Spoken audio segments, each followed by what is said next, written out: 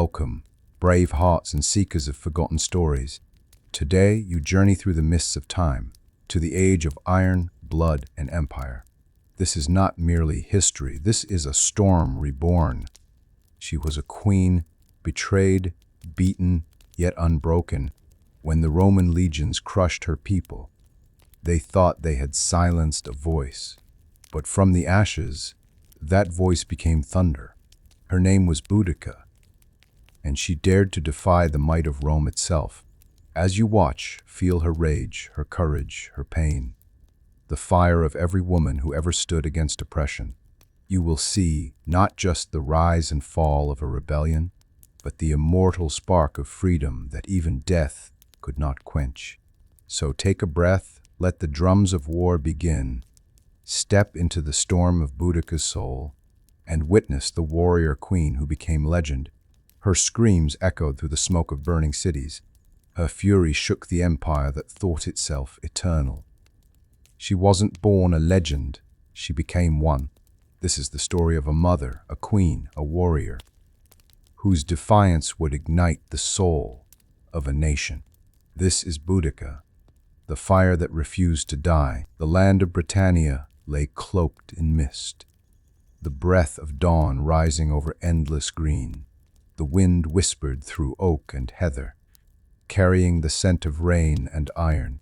In the heart of this wild beauty stood a woman, tall, fierce-eyed, crowned with copper hair that glowed like fire in the morning sun. Boudica, queen of the Iceni, stood upon the hill of her ancestors, watching her people begin another day of peace. Or what passed for peace beneath the shadow of Rome. Children ran through the fields, chasing the laughter of life. Warriors sharpened their spears, their bronze glinting faintly, as if the gods themselves approved. Yet even as joy filled the air, there was a heaviness in the wind, a silence that spoke of something waiting, unseen. The land held its breath. Boudica's husband, Presutagus, ruled beside her, a man of wisdom and restraint. Together, they had kept the Iceni free through uneasy friendship with Rome. But the price of peace was growing heavy. Roman tax collectors demanded more. Their soldiers watched too closely. Their arrogance grew like weeds in sacred soil. In the sacred grove, the Druids whispered warnings to the spirits. They said the balance of the world trembled, that the gods stirred in their slumber. The queen listened, her heart uneasy. She had seen omens, ravens circling the hill at dusk, the river running red with clay after the rains. To others, superstition; to her, prophecy. That evening, as firelight flickered through the great hall, Boudica's daughters danced to the drum's rhythm.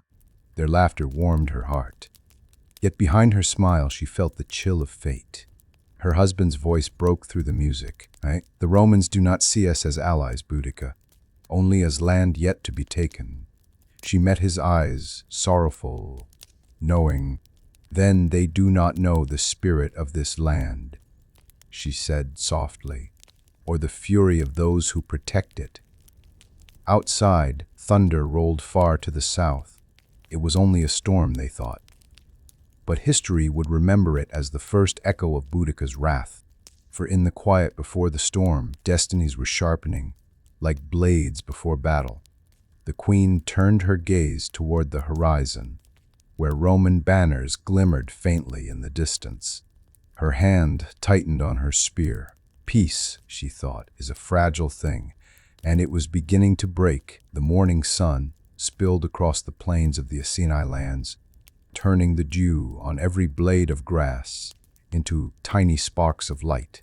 In the heart of this realm, the Queen's Hall rose, a great timber fortress crowned with banners of deep blue and gold. Within its walls, laughter, firelight, and the steady rhythm of life pulsed like the heartbeat of a nation. Boudica moved among her people not as a distant monarch, but as one of them. Her steps were sure, her voice carried strength, and her eyes, fierce as a hawk's, softened when she looked upon her daughters or the elders who sought her counsel. She listened more than she spoke, a rare gift in rulers and warriors alike. At the high table, King Prasutagus watched her with quiet admiration. "You were not born for peace," he said gently. "Yet you've kept it longer than any warrior could." Boudica smiled, though her gaze drifted to the Roman coins on the table, their cold silver faces gleaming under the firelight. "Peace is not given," she said. "It is guarded, and those who forget that soon lose both." Outside, the village thrived. Blacksmiths forged blades, women wove cloth dyed in bright wood blue, and children trained with wooden spears. Freedom was the soul of the Iceni.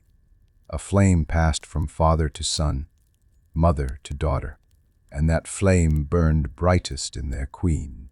In the evening, Boudica stood upon a hill overlooking her lands. The wind caught her copper hair and sent it streaming behind her like a banner of flame. The world was alive beneath her feet, fields ripe with harvest, forests whispering secrets older than Rome. Yet beyond the horizon, she could almost feel the empire's reach, stretching ever closer. A druid approached, his staff crowned with mistletoe and bone. "My queen," he said, "the spirits grow restless. Rame's hunger is endless." She turned to him. "Then let them come," she whispered.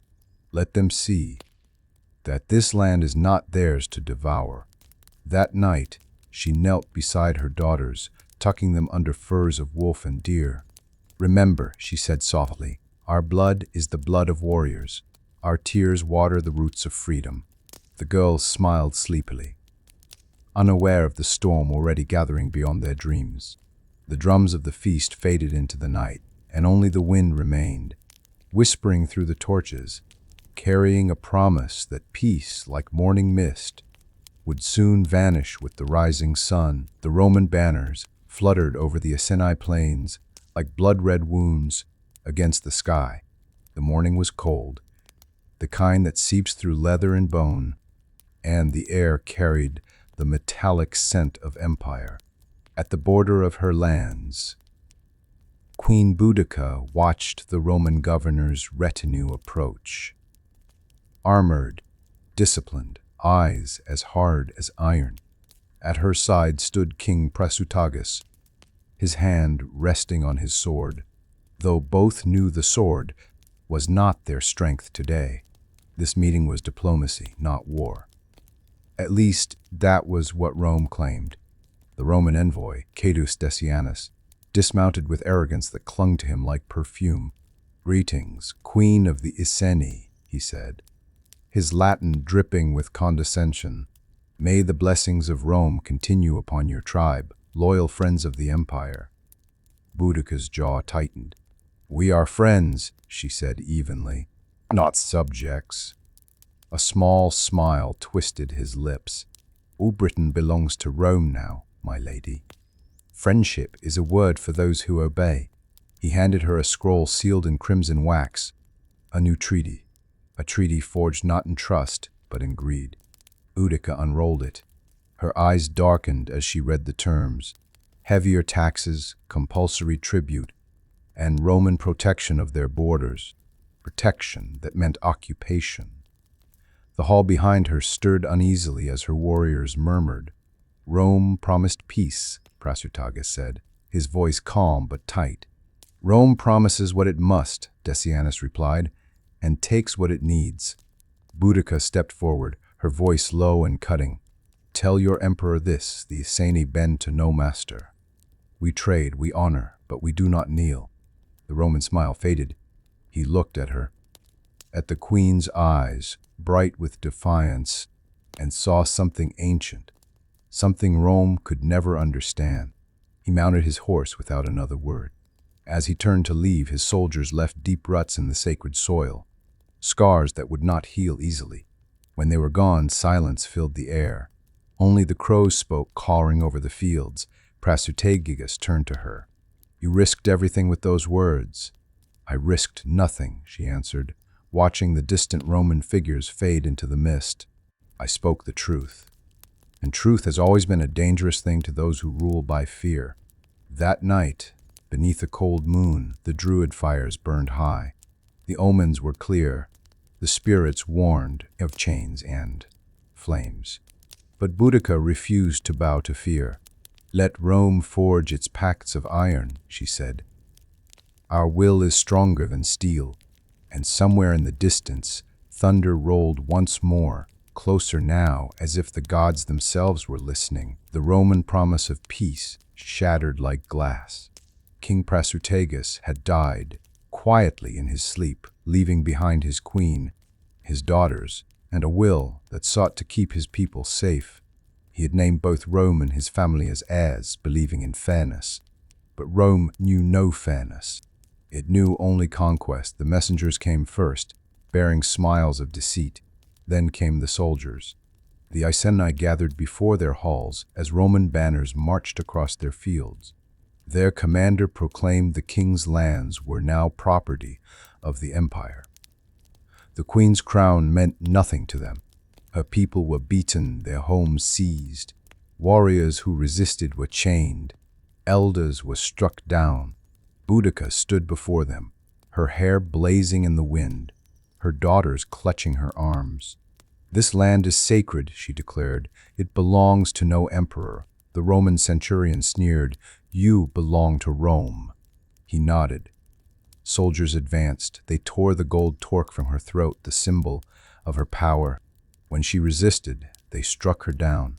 Before her people, the queen was scourged, whipped until her back ran red with blood. Her daughters screamed as they were dragged away, their cries tearing through the air like broken wings. The Romans left her in the dirt, beaten, bloodied, but not broken. Around her, the village burned. The scent of smoke and iron filled the air. Boudica crawled to her feet, gripping the blood-stained soil. Her tears fell into the earth, dark and heavy.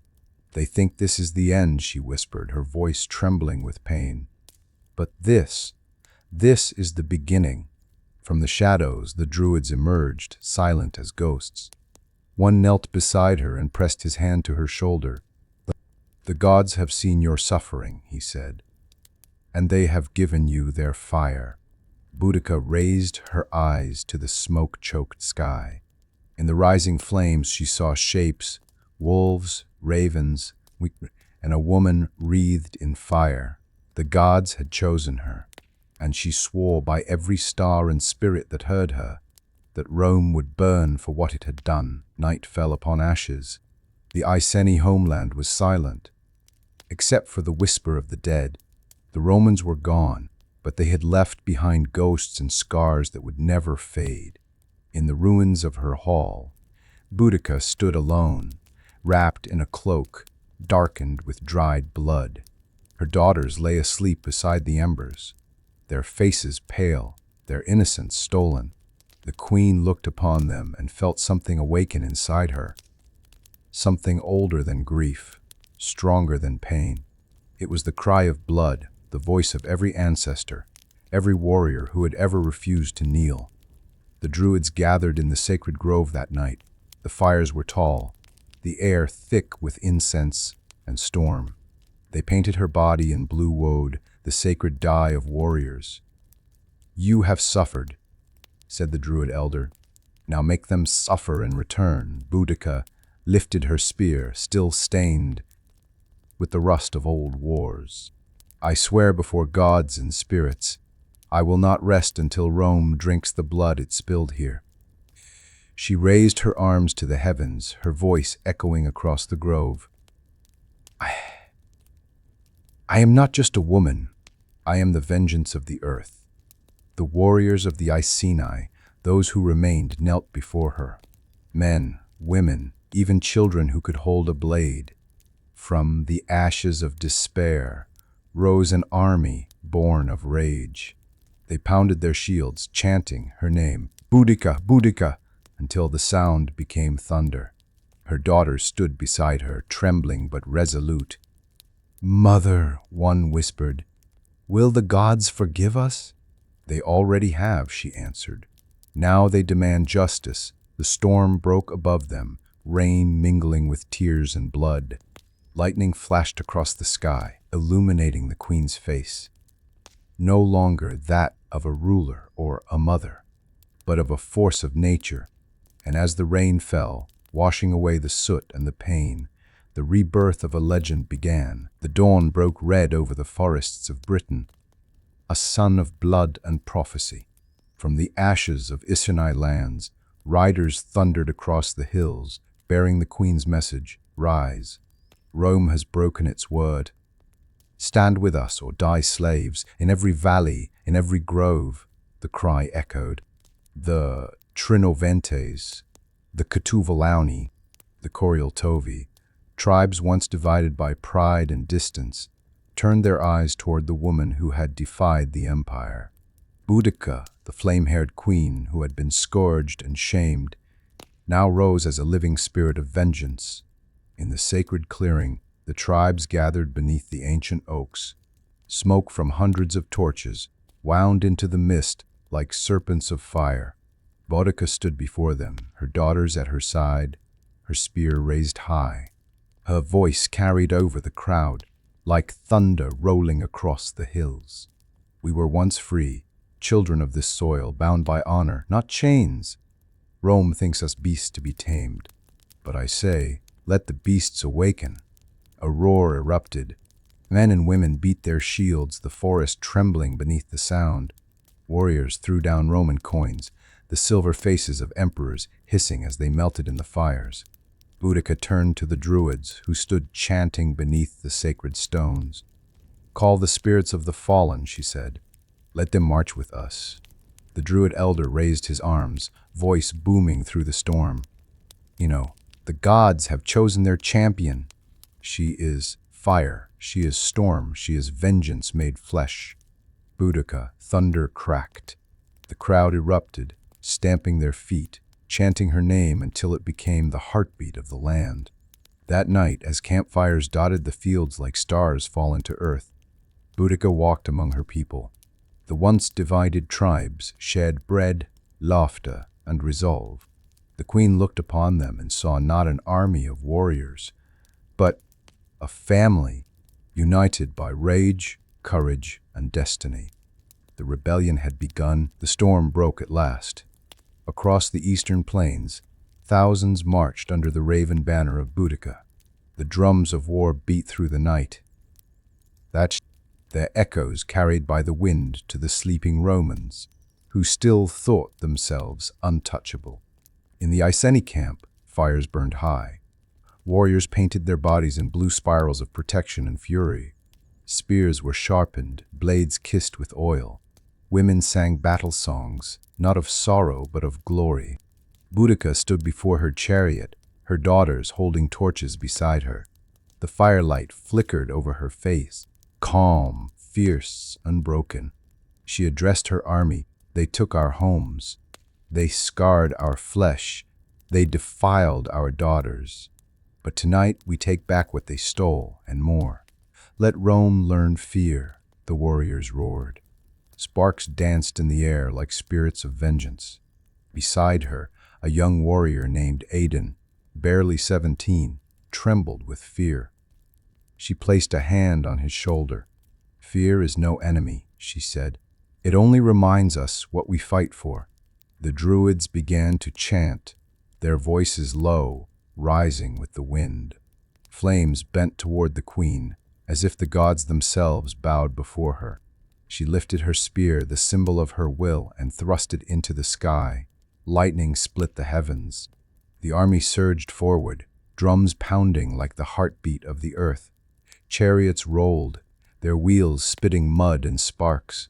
War cries tore through the storm as the tribes descended upon the Roman settlements, burning their banners, their outposts, their pride. From the watchtowers of Camulodunum, Roman soldiers awoke to see the horizon on fire. Not dawn, but vengeance. And at the head of it all rode Boudica, her hair blazing like a living torch, her chariot thundering over the plains. The queen of the Iceni had become something greater, not a woman, but a storm-given form, the night like falling stars. Around it, druids chanted in low, rhythmic tones, their voices echoing through the trees as if the earth itself sang with them. Boudica stood at the center, bare-armed, her skin streaked with blue paint and ash. Before her lay a spear unlike any other, its shaft carved from sacred oak, its head forged from iron, seized from Roman blades. Every strike of the hammer was a heartbeat of vengeance. "This weapon," said the Druid elder, "is born of your suffering, queen of the Iceni. With it, justice will find the wicked."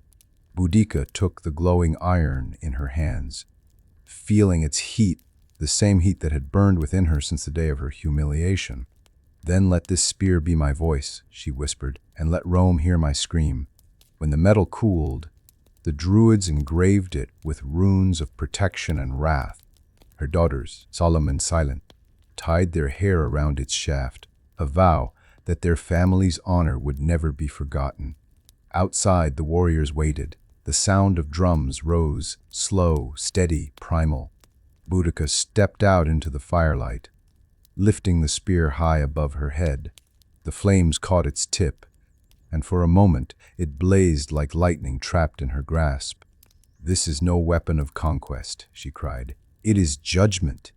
For every mother Rome has broken, for every child Rome has enslaved. This is our answer." The warriors roared as one, striking their shields in rhythm. The forest itself seemed to tremble beneath the cry. That night, they began to march toward Camulodunum, the Roman capital of eastern Britain, the heart of Roman arrogance. The spear of justice gleamed in the moonlight, its edge thirsty for vengeance. And decept she Throfter and the sex the patience. And as she led her army through the darkness, Boudica felt the weight of history at her back, the spirits of the land walking beside her, whispering one word through the wind. Now the march was long, and the air thick with the scent of smoke and destiny. Ahead, the city of Camulodunum gleamed under the Roman sun, marble walls, gilded statues, arrogance carved in stone. To Rome, it was civilization. To Boudica, it was a graveyard waiting to be filled. As they camped upon the hills overlooking the city, Boudica's daughters approached her. The younger one, Ciora, held her mother's hand. "Mother," she asked softly, "when we win, will the world be kind again?" Boudica paused, her gaze fixed on the Roman city below. "The world is never kind," she said, "but it remembers those who make it just." The elder daughter, Anna, looked toward the flames. "You fight for us," she said, "but what if Rome kills you?" Boudica smiled sadly. "Then the gods will remember what I stood for, and you will remind the world." When dawn came, the army prepared for war. Druids anointed the warriors with sacred oils. The air trembled with anticipation. The spear of justice gleamed in Boudica's hand. Before mounting her chariot, she turned to her daughters once more.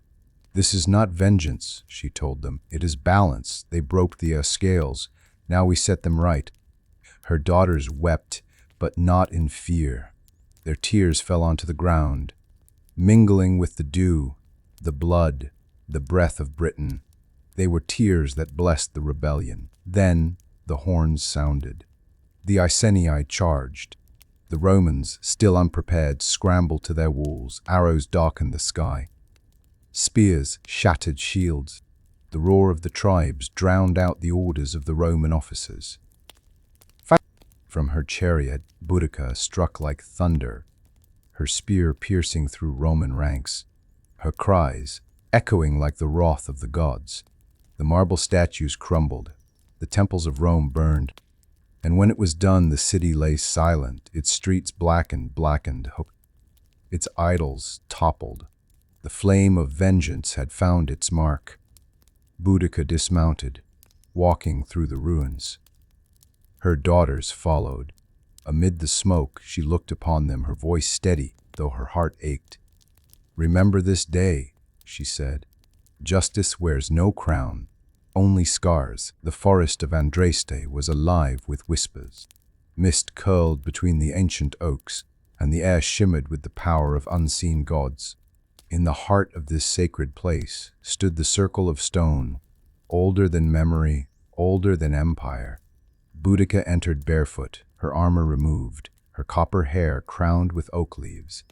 She came not as a queen, but as a daughter of the earth, to receive the blessing of her ancestors before she led her people into their greatest storm. The Druids, robed in white and marked with ash, encircled her. They raised torches of birch and rowan, chanting in a language older than Rome, older even than Britain.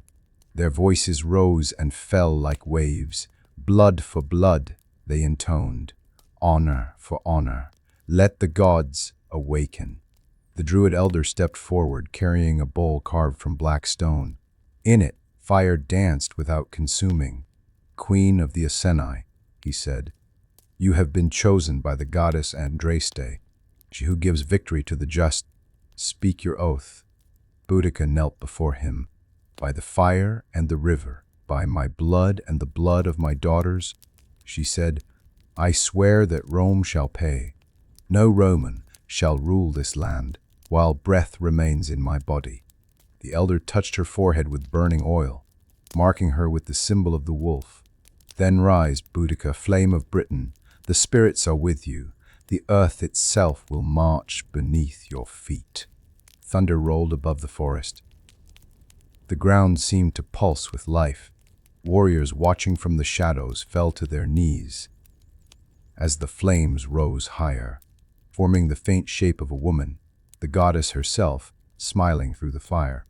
Boudica opened her eyes. They glowed with reflected light, fierce, sacred, unbreakable. She stood, lifting her spear high, and the forest echoed with her voice. For the fallen, for the living, for the future. The torches flared, and a storm wind swept through the trees. The gods had answered. Morning broke over the battlefield, silent, gray, and waiting. Dew clung to the grass like tears. Across the plains, tens of thousands stood shoulder to shoulder, warriors of the Aseni, the Trinovantes, and every tribe Rome had ever wronged. The queen rode before them in her war chariot, its iron wheels glinting like fangs. Her daughters stood at her side, fierce and unafraid.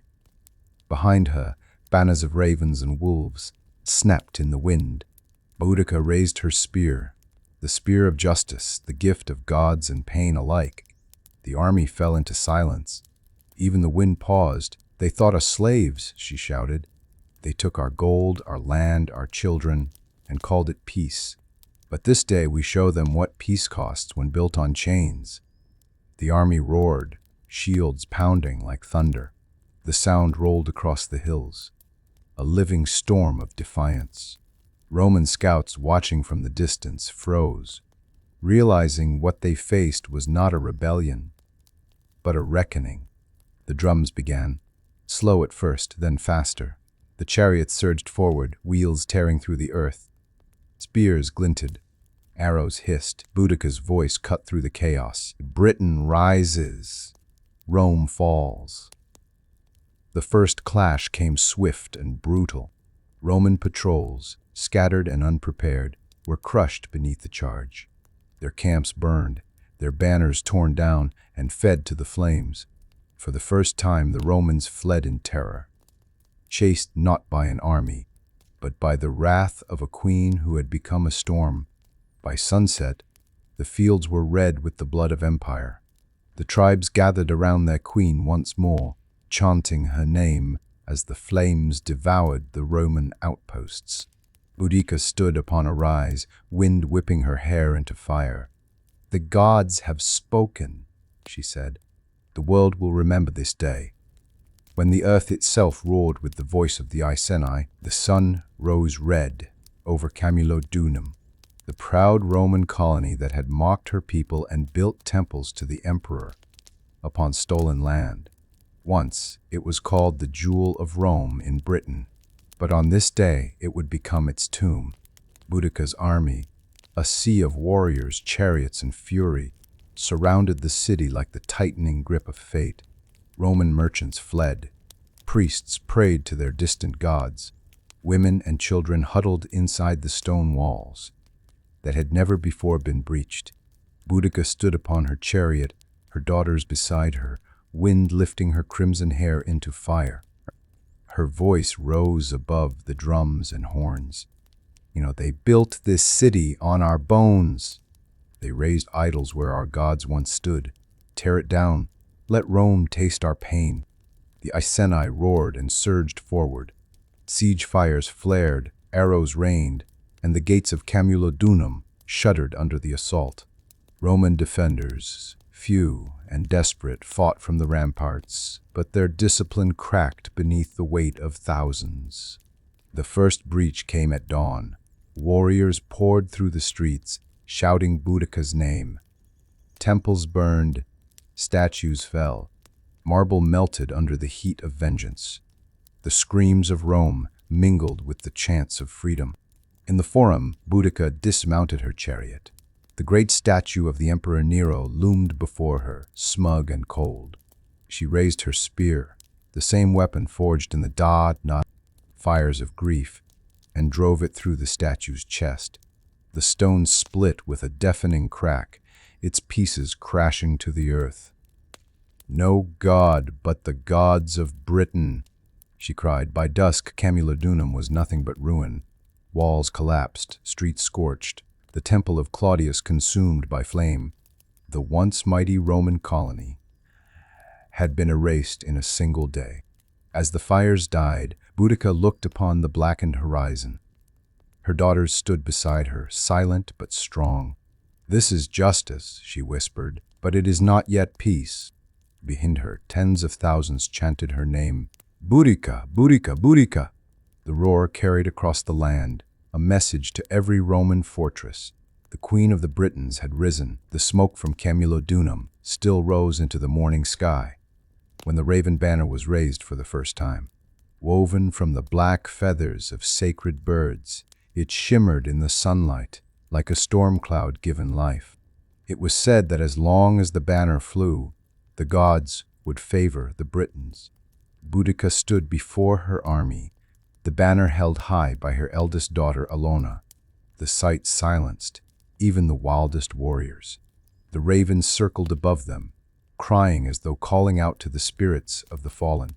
The druid elder approached, holding a bowl of blood mixed with river water. "This is the bond between heaven and earth," he said, "between vengeance and victory." He anointed the banner, and the ravens screamed. Boudicca took the spear of justice in one hand and touched its tip to the cloth. A spark ignited, a flash of blue flame that danced across the feathers, the mark of divine favor. "Under this banner," she proclaimed, "we fight not as tribes, but as one people." The blood of Britain, the fire of freedom, the army erupted in thunderous cries. Warriors struck shields, drums pounded, and the sound rolled across the countryside like a promise of ruin. Messengers soon brought news. The Roman settlements to the west were in panic. Londinium, the great trading post, was already fortifying its walls. Governor Suetonius Paulinus was marching north, but too slowly. The empire's arrogance had left it unprepared for the storm that had been unleashed. Boudicca turned her gaze southward. "They think their cities will protect them," she said to her daughters. "They built walls to keep us out, but those walls will become their graves." As twilight fell, the raven banner snapped in the wind, dark and terrible against the crimson sky. Around her campfires, the tribes sang songs of freedom, voices carrying into the night. And somewhere above, the real ravens wheeled and watched, the silent witnesses of destiny. Smoke rose in the distance. The skyline of Londinium, Rome's proud heart in Britain. Its stone towers gleamed in the morning light, banners snapping in the cold wind. To the Romans, it was civilization. To Boudicca, it was arrogance built on stolen soil. The Britons came like thunder. Tens of thousands moved through the forests and across the plains. Tribes united, chariots rattling, drums echoing like the heartbeat of vengeance. At their head, Boudicca stood in her chariot, her daughters beside her, the raven banner streaming behind them. "Behold their pride," she said, pointing toward the city. "Every stone is a lie, every coin minted from our blood. Tear it down, and the world will remember this day. The first Roman outposts fell before dawn. Boudicca's warriors swarmed the walls like a living tide. The defenders, merchants, soldiers, even senators, were unprepared. Their governor, Suetonius Paulinus, had fled north to gather his army, abandoning the city to its fate. Fire arrows rained down. The gates of Londonium burst open in flame. The Iceni poured in, screaming war cries that made the very ground shake. Boudicca's chariot cut through the streets, wheels spinning red with blood. The marble temples of Rome crumbled, their idols shattered by hammers and spears. Inside the burning forum, a Roman officer fell to his knees before her. "Mercy, Queen of the Britons," he pleaded. "I was only following orders." Boudicca's eyes burned with fury and sorrow. "So was Rome," she said, and turned away as her warriors brought down their judgment. By nightfall, Londonium was an inferno. The flames reached the clouds, turning the river Thames into a ribbon of reflected fire. The smell of burning gold and stone filled the air. Boudicca stood on the steps of a temple as it collapsed behind her, her face lit by the blaze. Her daughters stood silent beside her, one clutching the raven banner, the other holding the spear. Victory had come, but it had begun to taste like ash. The fires of Londonium smoldered for days. Black smoke rose into the heavens, darkening the skies for miles. What had once been the center of Roman power now lay silent, a graveyard of ambition. Yet amid the ruin, Boudicca felt no peace. She walked through the charred streets, past the fallen columns and scorched bodies. Her warriors cheered her name, but their voices felt hollow, distant. The vengeance she had dreamed of, the justice she had sworn, had come, yet the ache within her only deepened. Her youngest daughter, Siora, followed behind her, eyes wide with horror. "Mother," she whispered, "we have won." "Why do you not smile?" Boudicca stopped beside the ruins of a temple, the statue of a Roman god lying broken at her feet. "Because victory bought with pain still costs the soul," she said quietly, "and I fear we have only begun to pay." As night fell, the Druid elder approached, his staff scorched from the fires. "You have struck fear into Rome's heart," he said. "But the gods warn that Rome does not bleed easily. The wolf still breathes." Boudicca looked out over the ruins, the flickering embers painting her face in ghostly light. "Then let it breathe," she answered, "so it can learn what it means to choke." But her eldest daughter, Anna, was silent. She watched the flames die, tears glinting in her eyes. "We have burned their cities," she said softly.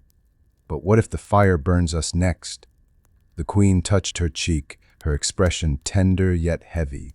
"Then we burn brightly, child, for freedom is a fire that cannot live in shadows." Above them, the wind carried the faint cries of ravens circling in the smoke, messengers of both victory and omen. The Iceni celebrated far into the night, but for Boudicca, sleep did not come. In the distance, she could already feel it. The return of the Roman legions, like thunder crawling back across the land.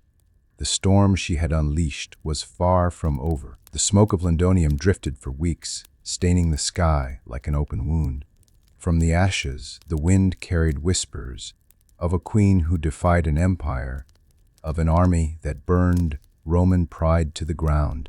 The world trembled at her name, Boudicca, but in the halls of Rome, that name became a curse. Word reached the governor, Gaius Suetonius Paulinus, as he returned from his northern campaigns.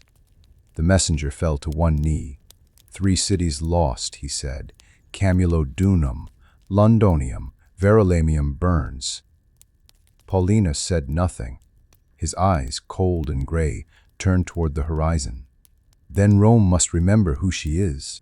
He rode south with what remained of his legions, iron upon iron, banners blood red in the wind. Every step of their march was measured, silent, deliberate. They moved like a blade drawn from its sheath. The wolf was returning. Meanwhile, in the heart of Britain, Boudicca's army grew restless. Her warriors drank and celebrated, their confidence swelling like floodwaters. Yet the queen could feel it, the unease beneath the joy, the whisper of fate's cruel humor.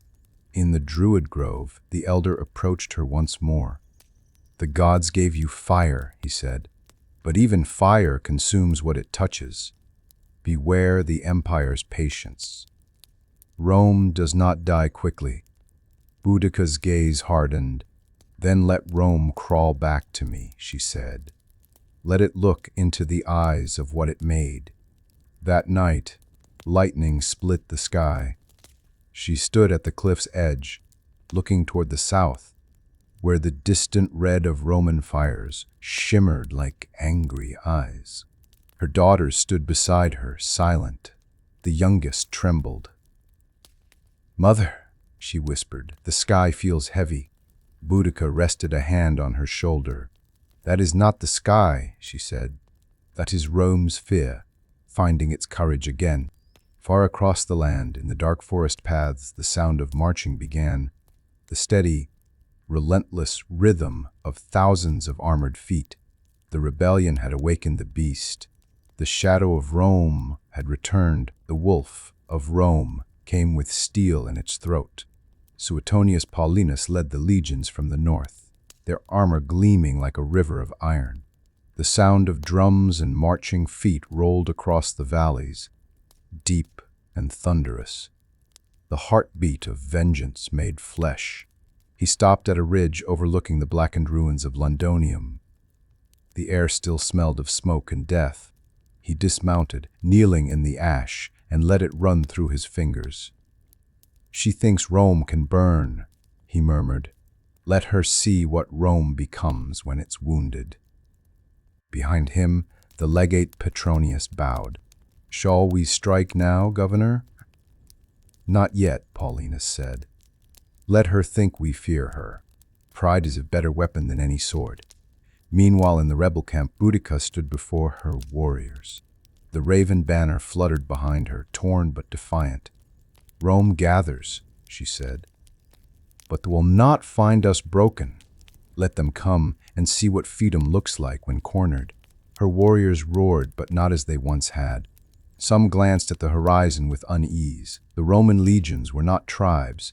They were machines of war, disciplined, relentless. That night, the Druids gathered again, their fires burning low. The elder threw white bones into the flames. They cracked and turned black instantly. His face paled. "The gods are silent," he whispered. "And when gods are silent, mortals must bleed." Boudica gripped her spear tighter. "Then let them bleed with us," she said. "If Rome wants a war of blood, we'll give them rivers." To the south, Paulinus moved his army through narrow passes, choosing his ground carefully. A funnel between two low hills, flanked by forest. It was perfect for his legions, deadly for chariots. The final trap was set. Dawn came painted in gray. Ravens gathered by the hundreds on the trees. The wind carried the scent of rain and iron. And somewhere between two armies, one born of defiance, the other of empire, the fate of Britain waited. Silent and watching, rain swept across the fields, washing the blood from the land. But not its memory. The wind carried the whispers of war as the tribes gathered once more. Beneath the gray skies of Britain, tens of thousands stood in the mud and mist, faces streaked with blue paint, hearts beating to the rhythm of destiny. Boudica rode through the ranks in her chariot, her daughters beside her, the raven banner streaming in the storm. Her eyes, fierce as lightning, swept over the faces of her warriors, men and women who had left their homes, their lives, their peace, for one last fight. The Druids moved among them, blessing their blades, whispering ancient prayers into trembling hands. But even their chants could not drown the sound of the thunder or the distant drums of the Roman legions. Boudica looked south, where the enemy was coming. The horizon flickered with faint red, not sunrise, but the reflection of iron and fire. "Rome comes," she said quietly, "and we will meet them in the storm they made." That night, she sat by her campfire. The flames danced across her armor, catching the wet gleam of rain. Her daughters joined her, silent, solemn. "Are you afraid?" she asked them. Her eldest, Alana, shook her head. "Fear is for those who have something left to lose." Her youngest, Siora, whispered, "I'm afraid the world will forget." Boudica smiled softly. "Then remember for it, tell the story. Make sure the gods never sleep." The rain poured harder. In the distance, lightning flashed, illuminating the forests where Roman banners advanced like shadows with teeth. The storm had come again, and this time both gods and men would bleed. Morning broke, with no warmth. A grey sun rose over the fields of Watling Street, where Britain would live or die. The Roman legions waited, silent, disciplined, shields locked in perfect formation. Behind them stood the empire's pride. Before them, chaos and freedom, painted and furious, led by a queen who had become a storm. Boudica stood atop her chariot, the raven banner fluttering above her, her daughters beside her. The wind tugged at her cloak. The earth trembled beneath the thousands who awaited her word. She raised her hand, and silence fell. Even the crows circling overhead seemed to pause. "Romans call us savages," she began, her voice carrying through the mist. "But who are the savages? Those who steal land and chain the free, or those who fight for what the gods gave them?" A murmur rippled through the army, a heartbeat of rage and pride. "They whipped me. They broke my children. They burned our homes, and they thought we would bow." Her voice rose like thunder. "But we do not bow. We rise. We rise from ashes, from blood, from chains. Look at them, the empire that claimed to rule the world. Today, they face the spirit of Britain itself, sir." The warriors pounded their shields, a wave of sound that shook the air. The druids raised their staffs, chanting the names of fallen heroes. Boudica turned to her daughters. "If I fall, take up my spear. If you fall, I will meet you beyond the veil, but we will never kneel." She lifted the spear of justice, gleaming with rain and firelight. "Today, the world will remember our cry, that no conqueror can own a free heart." Her chariot wheels spun as she surged forward, the army roaring behind her. Thousands of voices joined into one, a sound so fierce it seemed to tear the sky apart. And on the horizon, the Roman lines shifted, their shields locking tighter, the machine of empire ready to clash with the soul of a nation. The last speech of Boudica echoed across the fields like a storm's roar, and history itself shuddered. The gray dawn broke over Watling Street, the narrow valley flanked by forested slopes. The rain had stopped, but the ground was slick with mud, a fitting stage for destiny. Across the field, the Roman legions waited, still, disciplined, silent. Suetonius Paulinus stood at their head, his armor gleaming with dew, his eyes cold as iron. He had chosen his ground well. The hills behind him formed a shield, the valley ahead a trap. On the opposite ridge, Boudica's army stretched to the horizon, a tide of tribes, chariots, banners, and fury. The raven banner rippled above them, black feathers shining in the wind. Tens of thousands pounded their shields, their cries shaking the earth. Boudica rode to the front in her chariot, her daughters beside her. Her voice cut through the wind. This is our home, our blood, our gods. Rome took all but our spirit, and that they shall never have." The tribes howled in answer. Horns sounded. The chariots surged forward, wheels slicing through mud, spears flying like hail. But the Romans did not break. They held their lines. 3 ranks deep, shields interlocked, spears bristling like a wall of fangs. The first wave of Britain struck and shattered.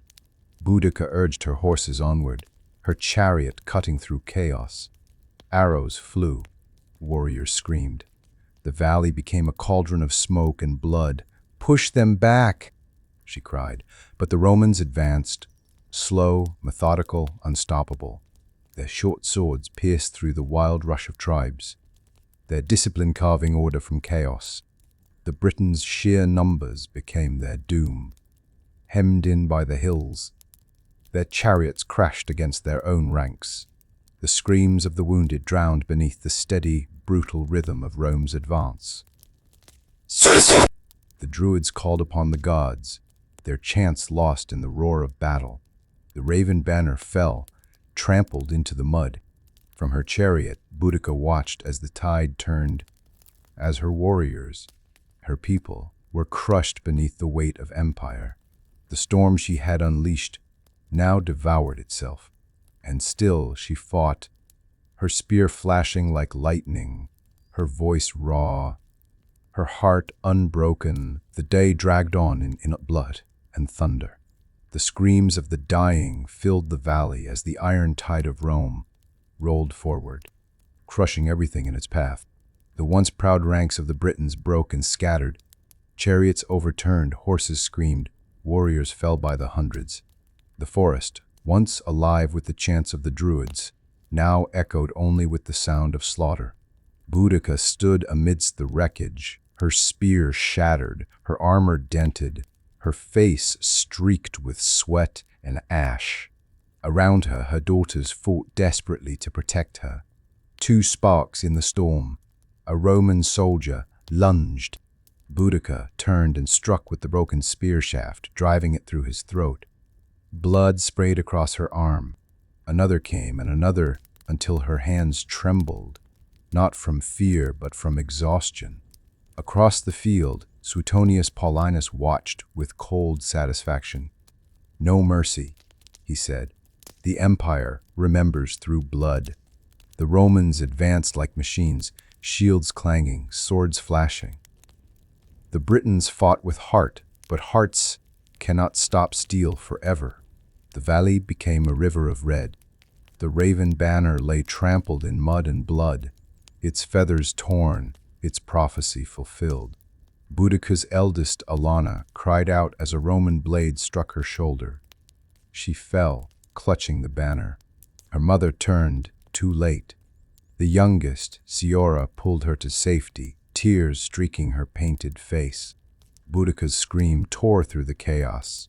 She fought like something divine, a fury beyond mortal strength.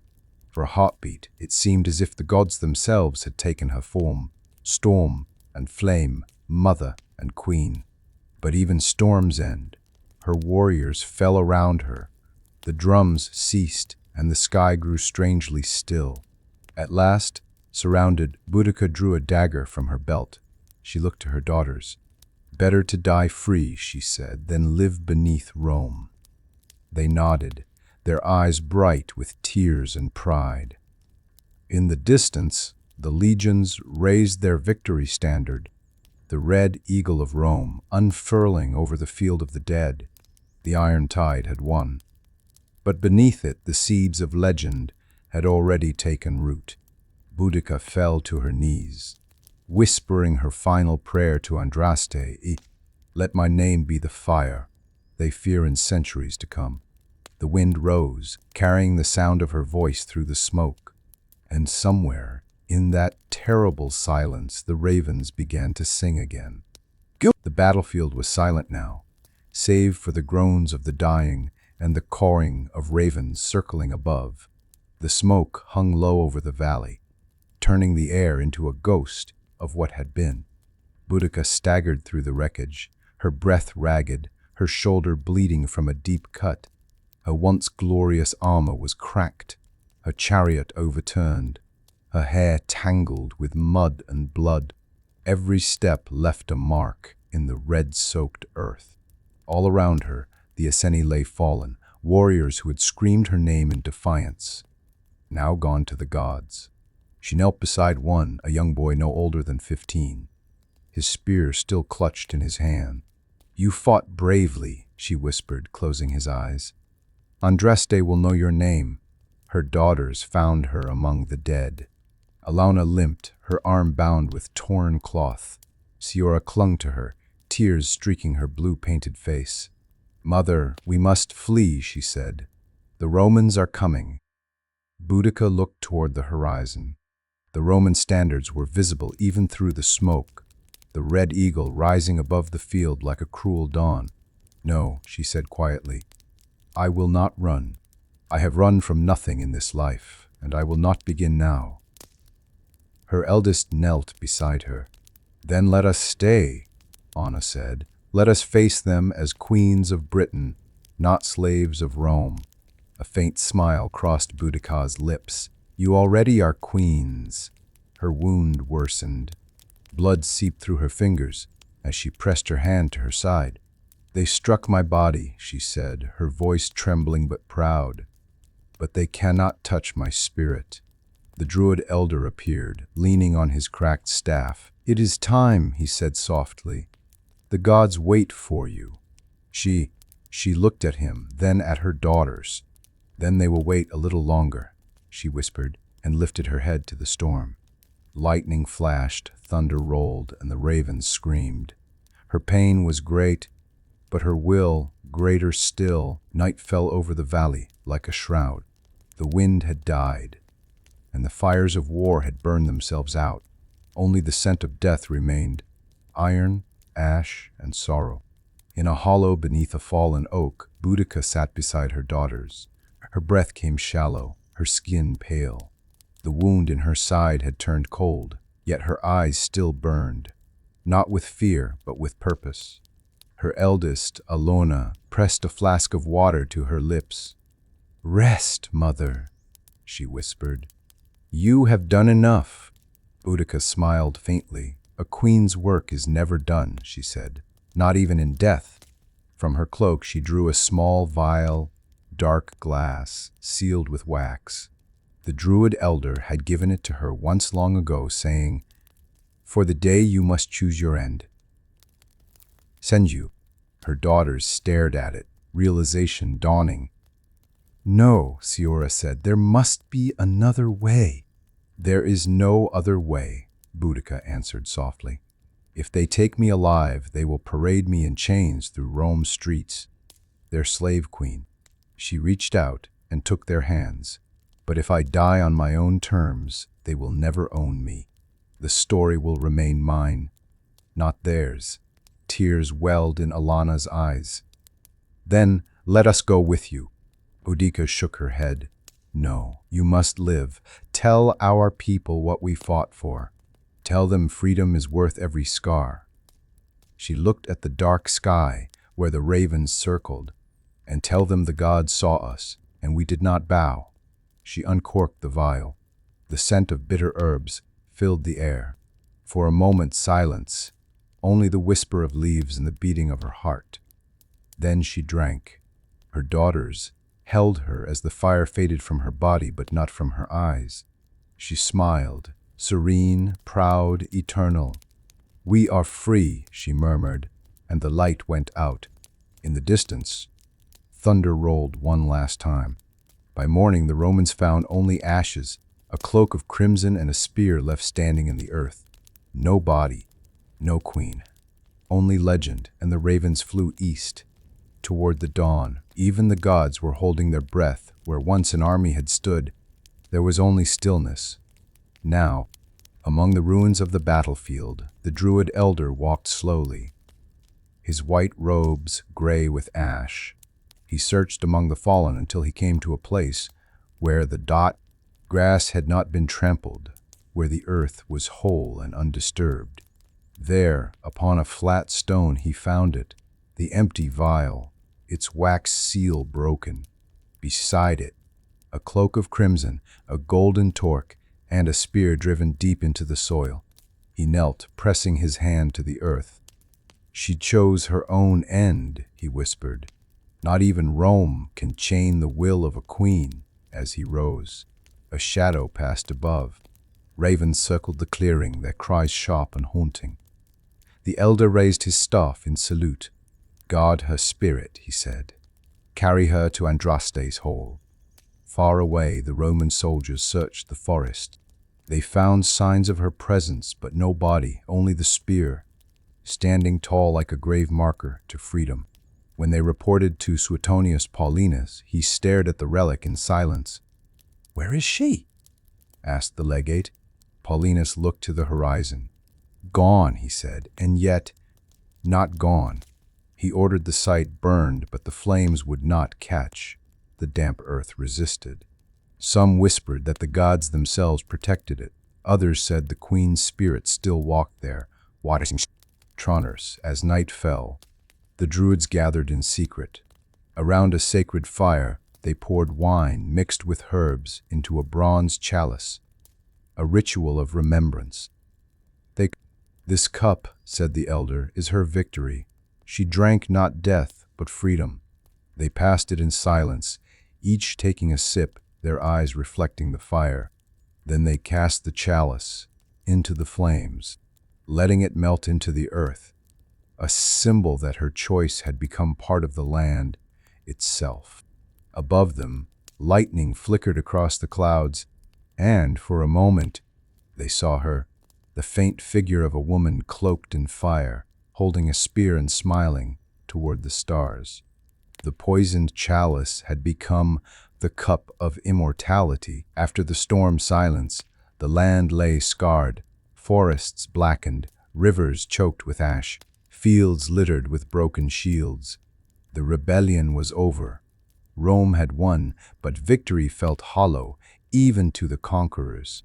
In the Roman camp, Suetonius Paulinus sat by his fire, staring into the flames. Around him, his officers celebrated, but he did not join them. "We have crushed her army," he said quietly, "but not her name." Outside the camp, the druids moved through the night, collecting the fallen. They built pyres for the Britons, not for mourning, but for honor. Each fire was lit with sacred herbs. Each spark rose like a prayer.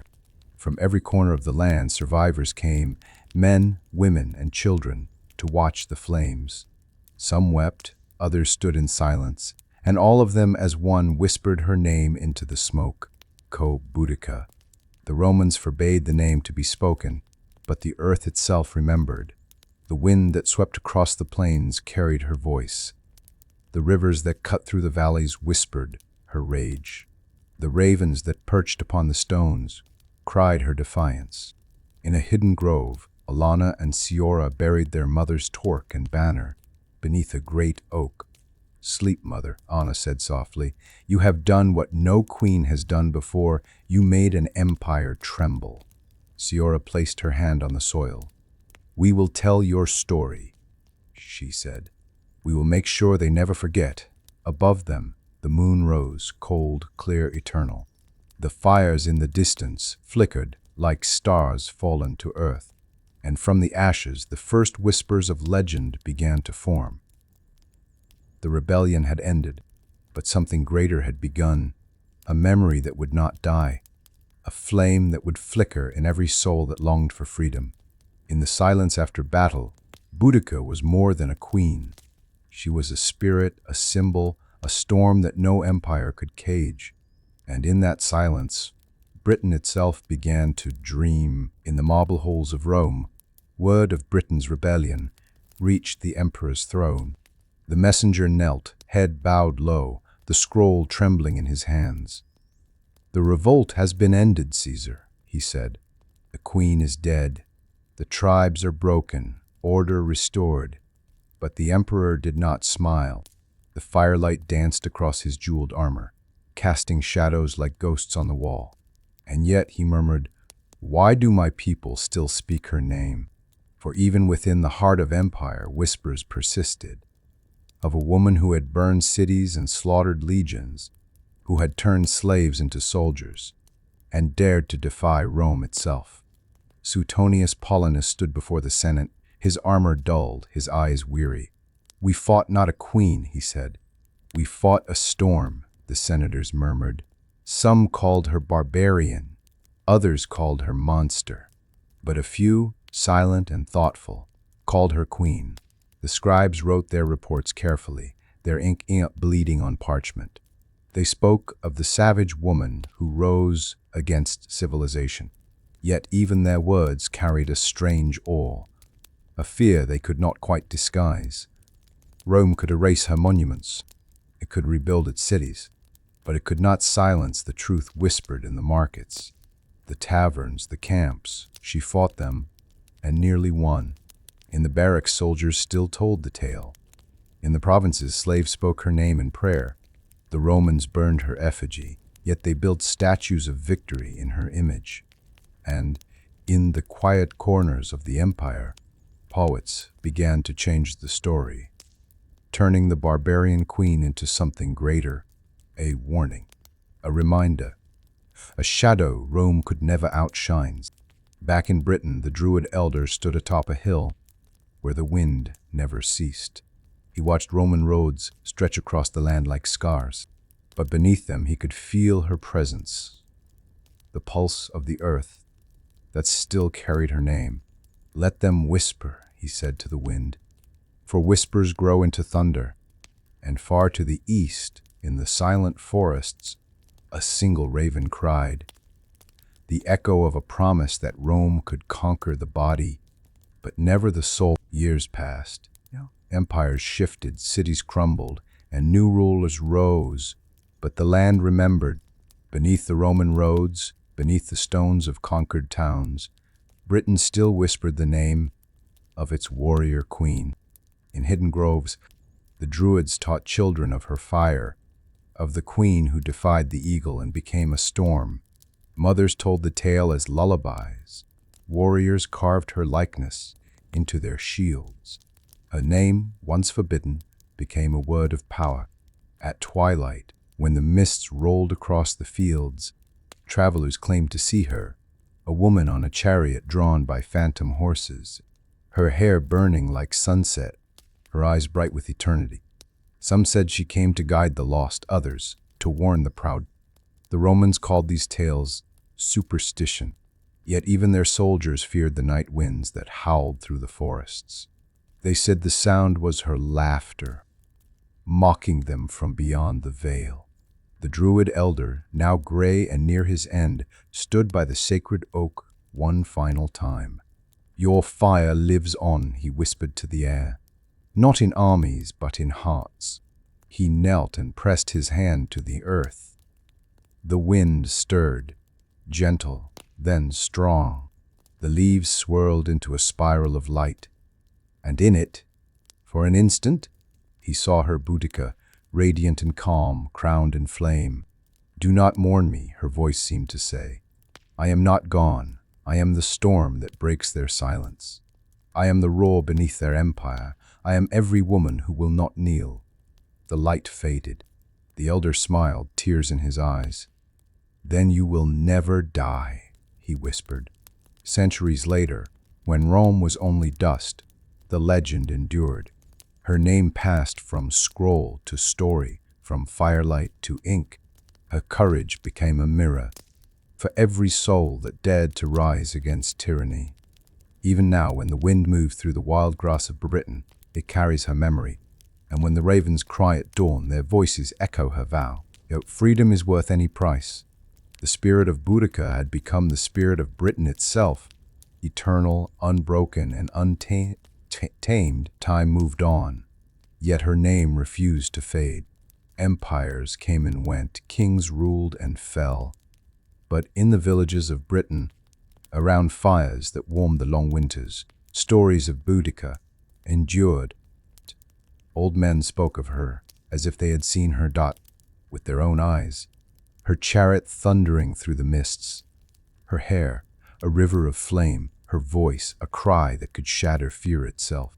In monasteries, monks copied ancient scrolls. Among their Latin words of empire, they found fragments of older tales, whispers of a queen who defied Rome. They wrote her name in the margins, half in fear, half in awe.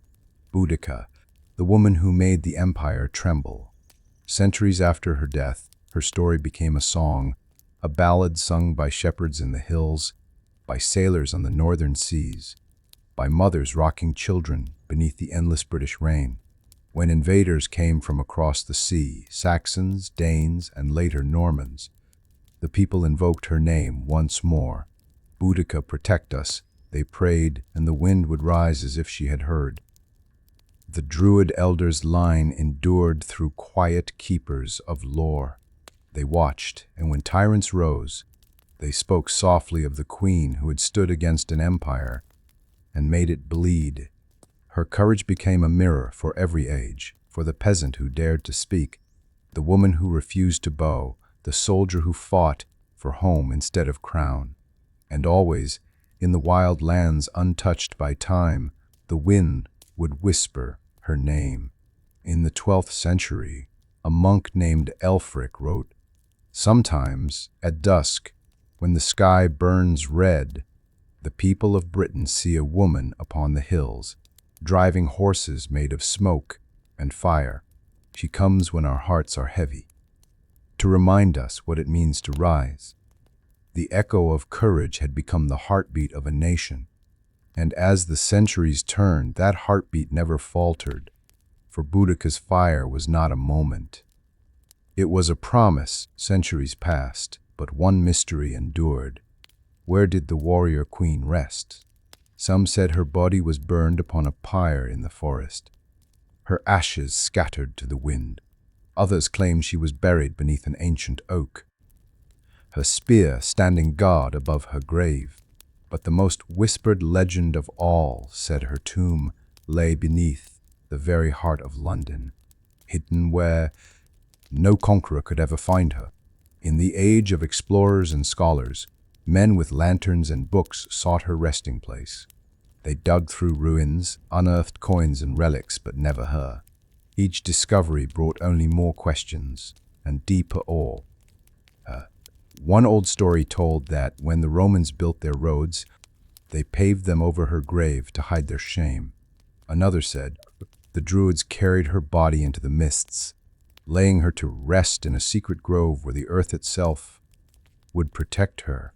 In Echen Babite Center's tea, when Queen Victoria rose to the throne, historians spoke her name again. Victoria, like Boudica, they said, for the new queen ruled a vast empire, as the old one had defied one. Statues were raised, poets wrote of the warrior queen, and London once more whispered her legend. Some claimed her spirit walked the banks of the Thames, where the river glowed red at sunset. Others said her bones lay beneath platform at King's Cross, guarded by the rumble of trains instead of Roman chariots.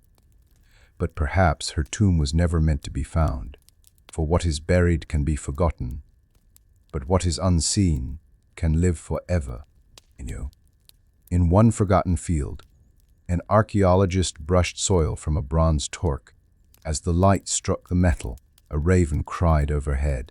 He looked up, and for a moment thought he saw her standing there, tall, proud, flame-haired, watching over her land. Then she was gone, leaving only the wind and the whisper of her name.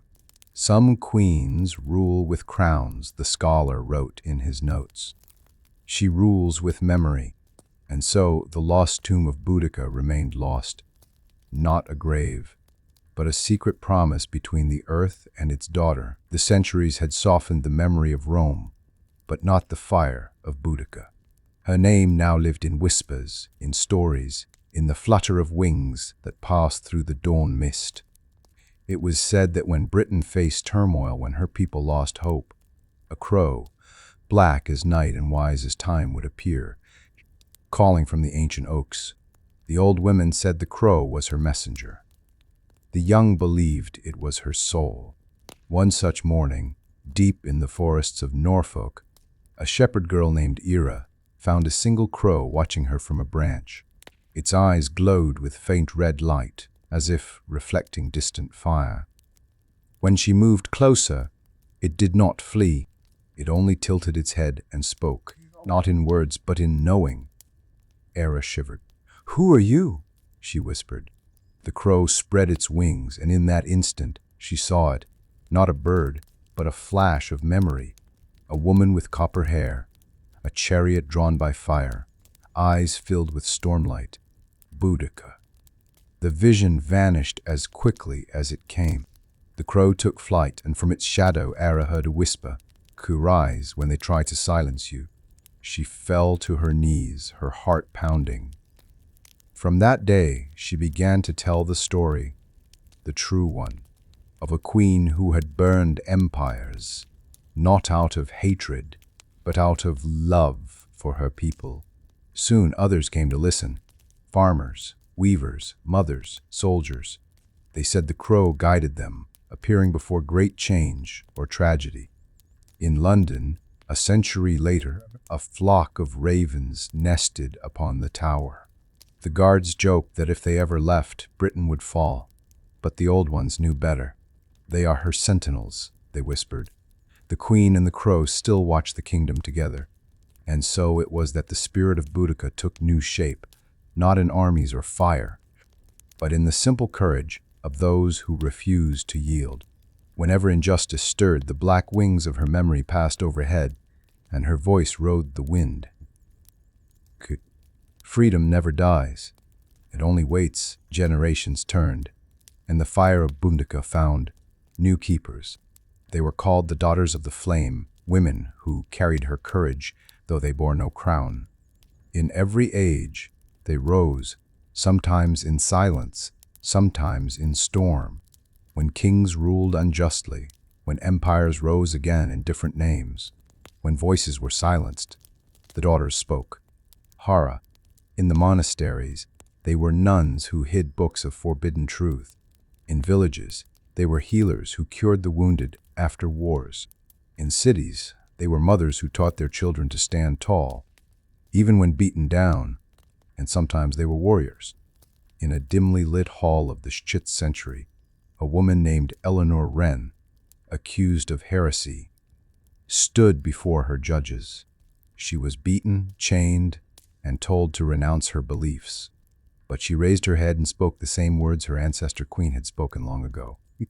"You can break my body, but not my will." The hall fell silent. Some said they saw a flicker, a shimmer of copper light behind her, the shadow of a woman standing tall, her spear blazing in ghostly flame. From that day on, Eleanor was remembered as one of the daughters of Boudica. And through the centuries, more followed. Rebels, writers, dreamers, soldiers, women who refused to be owned, men too, who fought beside them, inspired by the spirit that had once shaken an empire. In time, people no longer prayed to gods of war or empire, but to the idea Boudica had become freedom made flesh. At dawn, atop a hill in East Anglia, women still gathered every year to light the sacred fire. They wore cloaks of red, their faces marked with blue spirals. And when the first flame caught, they whispered together. We remember. Above them, the wind rose, and 1,000 crows took flight, their wings dark against the rising sun. Time had carried Boudica's name from fireside whispers to the pages of history, and into the hearts of rulers who dared to call themselves empire. But even the greatest crowns trembled when her story was told. For Boudica was not only a queen, she was a warning. Every tyrant who rose in Britain's long centuries learned her tale and felt a chill in the blood. When kings crushed their people with taxes, their advisors whispered, "Remember the Iceni." When lords silenced the voices of women, the people answered, "Remember the queen who would not kneel." And when new empires built their dominions overseas, the wind seemed to carry her voice across oceans. Where the pride that built Rome. In the dark corridors of Westminster, portraits of kings stared down at generals and ministers who plotted conquests. Yet on stormy nights, the ravens outside the tower screeched as if to mock them. Soldiers swore they saw a woman's shadow on the ramparts, watching, her eyes like embers. "She returns when arrogance grows," said the old guardsman. "She is the reminder that no empire is eternal." During the Industrial Age, when the world changed again, poets revived her name. She became the soul of rebellion, the voice of the common heart.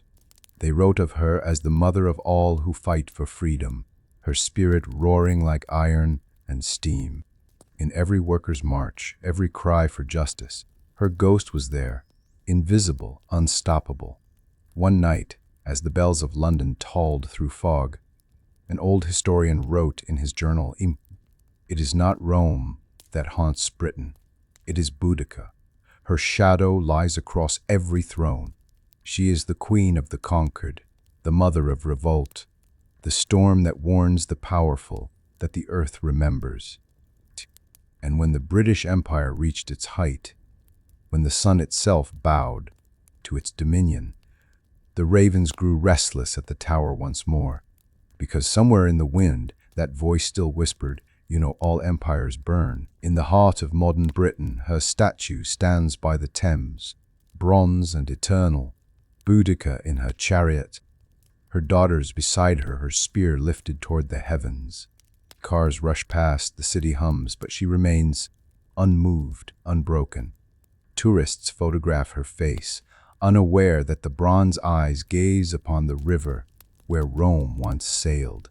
But those who know history pause in silence. They feel it, the weight of her defiance, the warmth of her unyielding flame.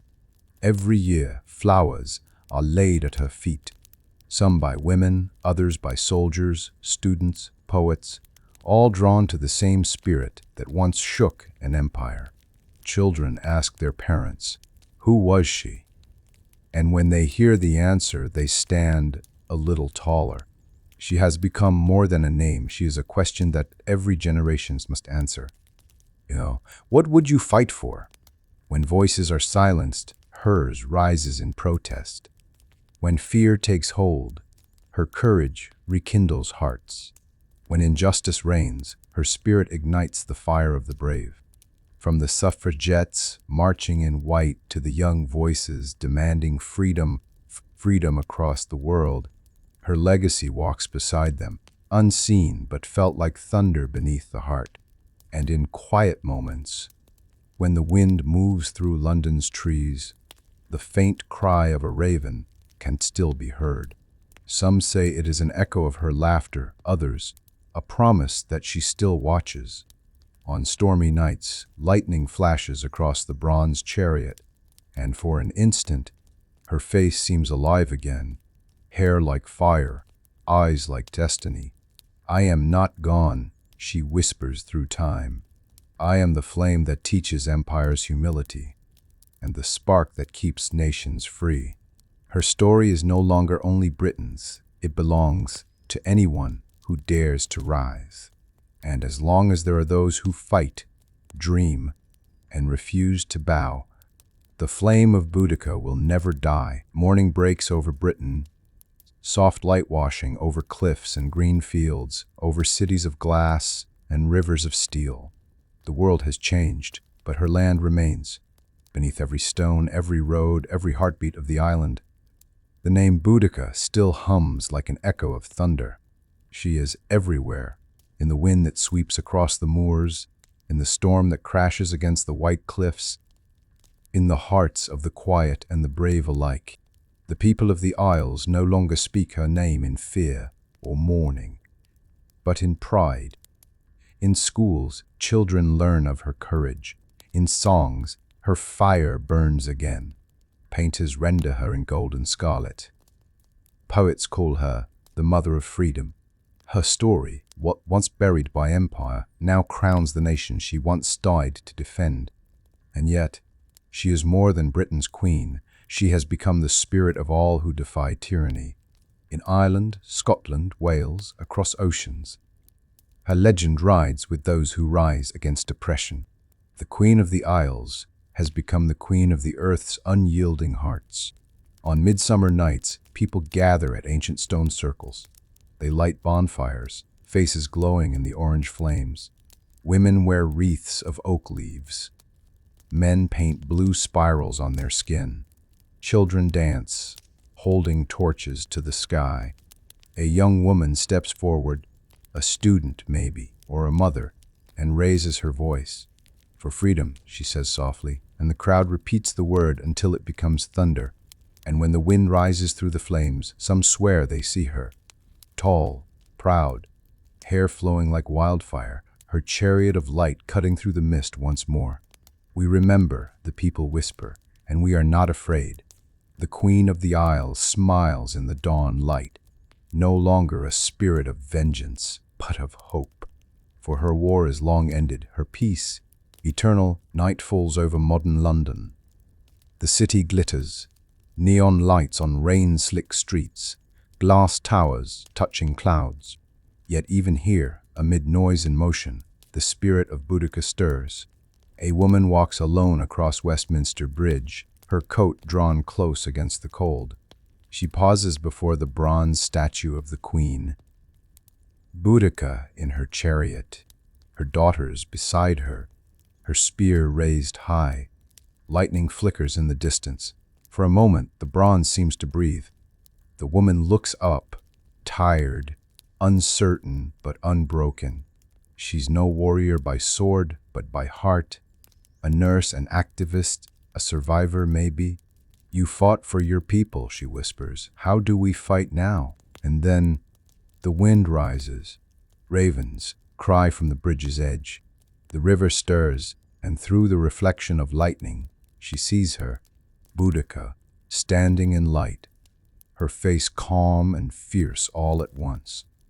I am not gone, the sky seems to say. I am every heartbeat that refuses to kneel. The woman from the bridge returns home, writes her story, and shares it with the world.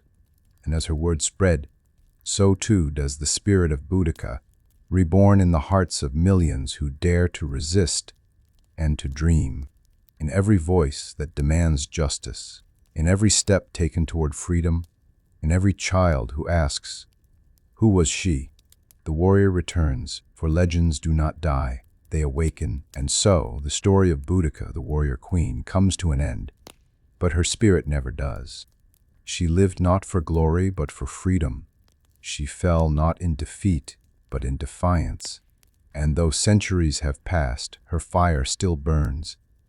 In every voice that refuses silence, in every heart that chooses courage over fear. When we speak her name, we do not summon a ghost. We awaken a promise that no power can crush the will of those who stand together for what is right. Remember her not as a relic of the past, but as a mirror for the present. For her battle was not only against Rome, but against every empire of arrogance, every voice that says you cannot. She taught us that strength is not the absence of pain, but the refusal to surrender. So wherever you are, when life demands your courage, remember her cry, raise your spirit to spirit, as she raised her spear, and whisper to the storm as she once did, I am free, I am fire, I am Boudica, Bamblian,